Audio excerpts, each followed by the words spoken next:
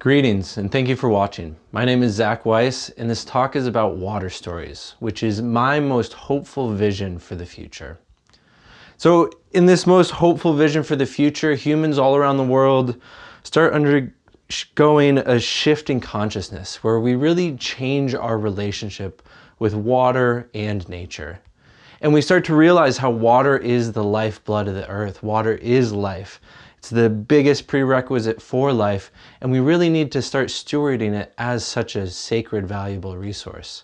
So we can see this in the ways that rivers mirror our own veins and architecture, but it's also in the atmosphere, the aerial rivers of water, moving water through the continents.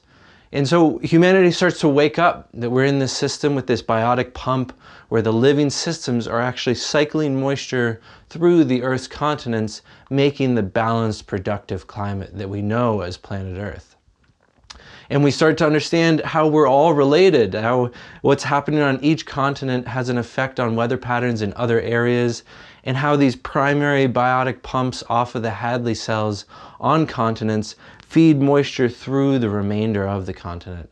So we can see how in South America, the Amazon basin is that conveyor belt bringing moisture into the southern parts of the continent. And we also start to realize how we've broken these aerial rivers, we've broken these water cycles in a lot of places. In the Middle East, what used to be a rich, fertile landscape is now a desert because we've broken this biotic pump system. And we realize how over the last 10,000 years, humanity has desertified 1/3 of Earth's land. 1/3 of all the land on Earth has been desertified in a really short period of time through human activity. And what this has done is it's changed the water flow over time through our landscapes. In the concreted, hard, tilled landscape that's been disturbed, where the natural cycles have been broken, all of the flow happens all at once. And so you have a lot of runoff, but then you also have no flow later on in the dry season. So the earth is just accumulating temperature, radiation, it's getting hotter and hotter, drier and drier, with the shorter photosynthetic growing season. Now in the original state, the landscapes are rich of vegetation, and much less of those storms is runoff. It infiltrates into the ground, it feeds through the cycles, and then those living systems are actually cooling the air, 590 calories per gram of water that they're transpiring. And so in the one situation, we have all the water rushing through at once, causing erosion, risk, causing flooding and damage, but also causing drought and then fire later on in the year. And in contrast, we have the rich, vegetated, full water cycle that balances the temperatures and moisture availability. And so this is what that looks like on the land. This is Manhattan, Mannahatta, under indigenous stewardship and under colonial stewardship. And we can see really clearly just with this one image how obviously these two landscapes are going to have different temperatures, different amounts of life, different amounts of productivity. And so we're actually breaking the living systems of Earth. And it's putting our communities in crisis. It's creating these issues all around the earth of flood, of drought, of fire, of water scarcity, of refugee crises, of war. And so in this most hopeful vision, humanity starts to wake up bit by bit and it starts to spread quite quickly. And we start to realize that this is our legacy, but we also have the power to reverse it. We can leave a different legacy if we change our relationship with water and nature. And so that's really done by transforming watersheds into water catchments. Life is ever complexifying and diversifying those water catchments. We've drained them into watersheds. We need to turn them back into water catchments, where the life-giving force of rain is infiltrated into the earth and feeds into the groundwater table.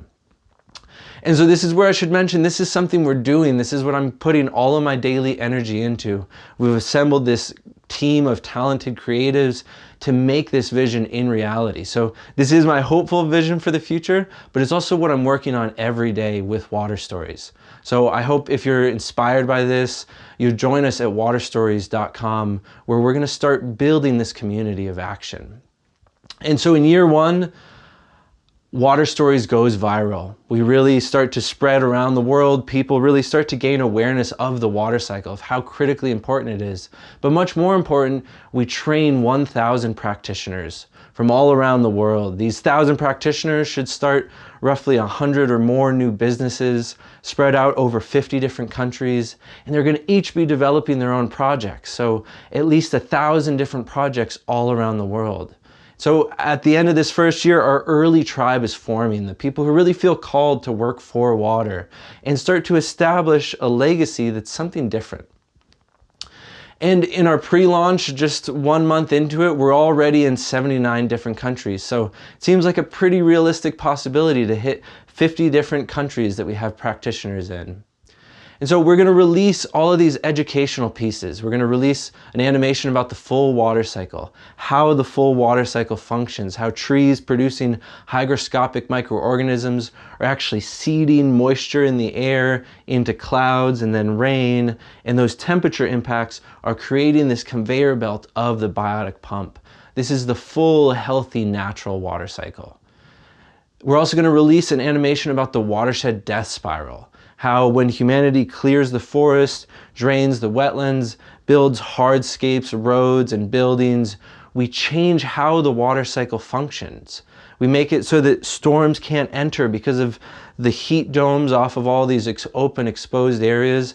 But then when the storms do enter, they're so destructive that all that water runs away, causing flooding, but then also causing drought and then fire. And so this is really a feedback loop of the desertification of the water cycle and something I call the watershed death spiral. We're also going to release an animation about the revived water cycle, how humans with our actions can actually be responsible for taking that watershed death spiral and turning it back into a full, healthy, functioning water cycle. We're going to release a series of films, the first being Desert or Rainforest, about Walter Jehne and his project at the Canberra National Botanical Gardens, where they created an artificial rainforest by storing and cycling moisture.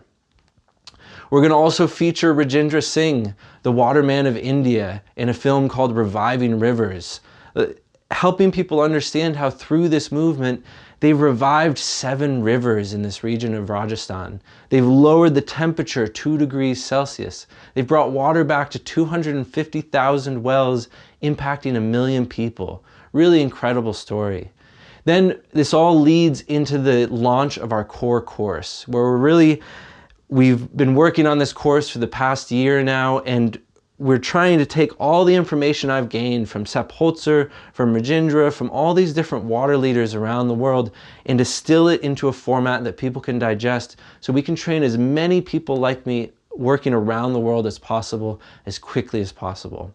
So this core course is going to build the foundation of knowledge and information for you to begin a career as a water practitioner. So year 2 is really about tending this flame. We've gotten this early tribe starting to form and scaling up. We're at the end of the year 2, we have 10,000 practitioners around the world, roughly 1,000 businesses hitting 75 different countries. Now people are continuing to do projects, so we should have 20,000 projects at this point. And this is where the community really can start coalescing and getting strong. Now we have people all around the world engaging in projects to restore the ecosystem. They're using the tools we have available, the resources that their communities have, to create a beneficial impact on water and on the natural ecosystems of that environment. So we really start to have these biotopes all around the world, beautiful little areas of food, of vegetation, of wildlife, where we're storing the water on the landscape. We're creating terraces to increase infiltration. We're developing forestry systems that will feed us long-term and the surrounding wildlife. And we're really starting to make a lot of examples like this one in Tamara, where this is the before picture and then the after, where we're just storing rainwater, but we're changing the trajectory of watersheds as a result. And so in this second year, we're really developing a project Flywheel, where we're going to build so much interest as we continue to release films, continue to build interest, where we can then start to connect people that want projects happening on their landscape with people who have done the training and are now prepared to lead those projects moving forward. So we can really give all of our practitioners gainful employment and a career moving forward. We're also going to start having a lot of community events where people can host film screenings, where people can host community dialogues as we start to build these community water councils in all of the different areas where we've established practitioners. So now we're starting to really develop and curate these people who have the same skills as a Rajendra or the same skills as a Sepp Holzer, and they can actually bring water back to land, and they're actively working all around the world. So in year 3, water retention really starts to go mainstream. Now by the end of this year, we have 50,000 practitioners, 5,000 businesses, 100 countries, and 100,000 different projects. And now at this point, we're going to really have this wave of public awareness where people realize we can actually make a meaningful difference on climate change, on desertification, on water scarcity, all by working with the natural forces. So this is where communities are really going to start gaining steam, where these community water councils can make decisions of how that community should handle their water, should handle their resources for the maximum benefit of a better common future. So we have all these Sepp Holzer types who now have seen the results of their work. They're very emboldened and confident because they've had successful projects, and they're now ready to move more and more projects forward. They're ready to lead others down this path as we slowly and steadily start to restore the planet. And so we have more projects like this in Dayton, Montana, where in just a shorter period of time, we took this degraded wetland that had a airstrip built through the middle of it and made this ecological oasis that now supports every type of wildlife in the area. We have more projects like this in India, where we've taken this dry drainage that has a seasonal monsoon with water raging and then is dry for so much of the year, communities running out of water, to having a healthy water source, to animals having a water source, and to the earth slowly being recharged by this water body and this water landscape. So we're regreening more and more of the earth. The trees and the vegetation are cooling more and more of the temperature, and we're really starting to build that hydrology in the landscape. So now Water Stories is really becoming a hub for projects and for careers, where people can undergo training and immediately move into gainful employment, restoring the water cycle. And now we have so many projects happening all over. We're going to really start to see meaningful gains in habitat, in wildlife, in the amount of areas that these other living beings that inhabit our planet can be able to get what they need for a really healthy, vital existence. So we're creating habitat for bees, for birds, for wildlife. We're really starting to have ripple effects, not just on the human quality of life, but on the quality of life on the planet at large. And this is where the downhill momentum really starts. People believe not in the tongue, but in the eyes, in seeing results. So now that we've got all these practitioners practicing all over the world, developing successful projects, in each of these communities, people are going to see the results. They're going to see how the rains recharge the landscape, and they're going to want that. I can't tell you how much every community we work in, it starts to gain more and more traction because people see what their neighbors did, how beneficial it was, and they want to do it for themselves. So here's where we really pick up the downhill momentum. Now, at some point too, just to be realistic, we're going to have pushback from private interests, from water privatizers, from people who are making a lot of money by having a water scarce world. So all these leaders, whether it's Rajendra or Sepp Holzer, they all had tremendous conflicts with the government because they're empowering people. They're making it so that people can produce what they need to have a really good existence and aren't as dependent on the government. They're also impairing the government's profits, and more often the profits of the private interests that are then lobbying the government. So we're going to have to really stand together and push back against these private interest groups and say that we as a community of people are going to act collectively for a better common future, and we're not going to let greed and economic scarcity, false ecological scarcity, get in our way. And so at year 5, if we're successful this, we can really start to make a public sector push where, we have 100,000 practitioners, 10,000 businesses in 125 countries. We have 200,000 projects all around the world. So we're really starting to gain a critical mass. And now we can start to divert public funding into these projects. We can start to look at watersheds as a whole and how damaging our current transit infrastructure is. And we can start making it where every time that we make runoff, we have to make infiltration. You know, for a small increase in our transportation budgets, we could restore huge areas of the water cycle. They already have the rights to land, they have the rights to the equipment, and so if we just start offsetting the impacts of these projects, we can really start to have a big impact on a large area. And so all around the world, we have these decentralized water retention projects, whether it's happening in private sector or public sector. We have enough people interested in this that they keep moving it forward. And we're also going to really need to stand together and say that water is a basic human right, that water cannot be privatized, that water is for the benefit of the living beings on that landscape. And we create legislature that gives people the ability to hold water on their landscape. So many countries around the world, it's illegal to store rainwater in the earth, to impound water on the landscape. So in order to restore the hydrology of these degraded, drained landscapes, we really need to change these regulations so that we're not asking the people who are restoring the planet to also break the law in the process. And if we can do this, we're really going to start to see that communities more and more become water secure, food secure, climate secure, where they're controlling the swings in the climate. They have a more balanced, even climate. They have plenty of water, whether for drinking or agriculture or for wildlife, and they have an abundance of food. And so in year 7, we're really just continuing down this path. At this point, you know, we're going to grow to 500,000 practitioners around the world, 50,000 small businesses in 150 countries, with 1.5 million projects, because these people are going to keep doing projects. So this is where I really see our final surge of growth coming, where now we're really starting to receive the benefits of the forest. They're infiltrating the rains, protecting the waters. Those roots are allowing that water to go down into the earth to recharge reservoirs. There's healthy fungal banks all throughout the forest. The fungal spores are providing additional precipitation nuclei to create more rain. We've restored our mangroves and our waterways so that we're filtering that water as it's moving through. We've reduced the dead zones in the ocean. And we've really created these productive habitats that produce a lot of food for human consumption, food for wildlife, food for insects and pollinators. And we've created a lot of farms that look like this, where the farm is storing water instead of draining it away, where the farm is farming ecosystems, developing really healthy habitats that they can then produce a crop off of.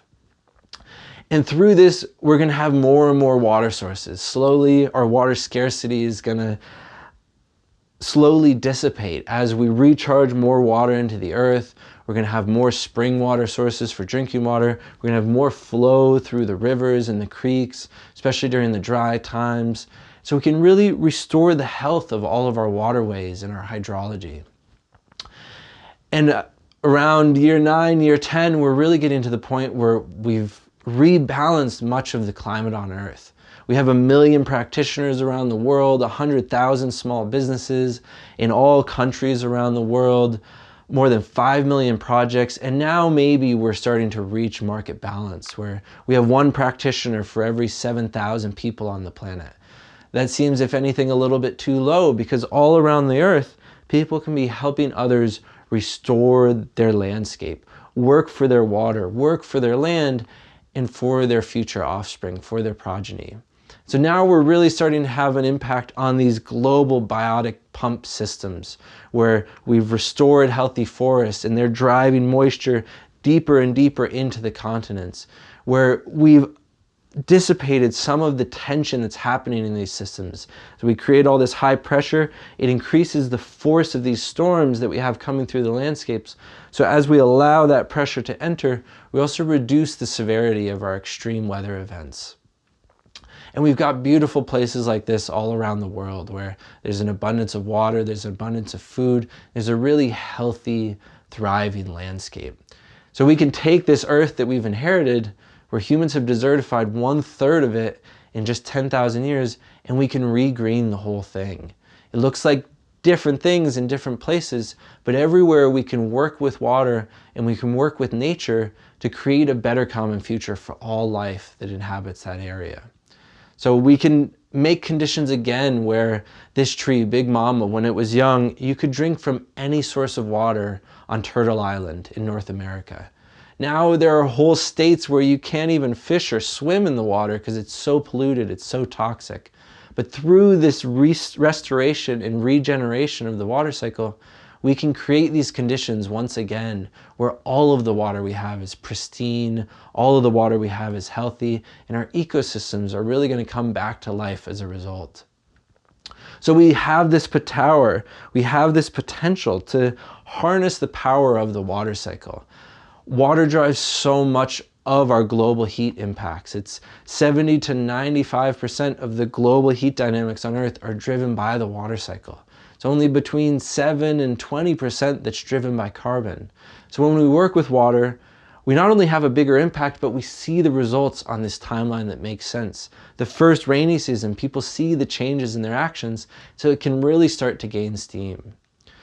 So hopefully you've been inspired by this possible vision for a really hopeful future, and you'll come to join us at waterstories.com, where we're really building a community of water restoration practitioners, people who can spread the word about the water cycle, people who are prepared to engage in water work on their own landscape or as a business for others, so that we can slowly and consistently build this movement to restore our beautiful planet.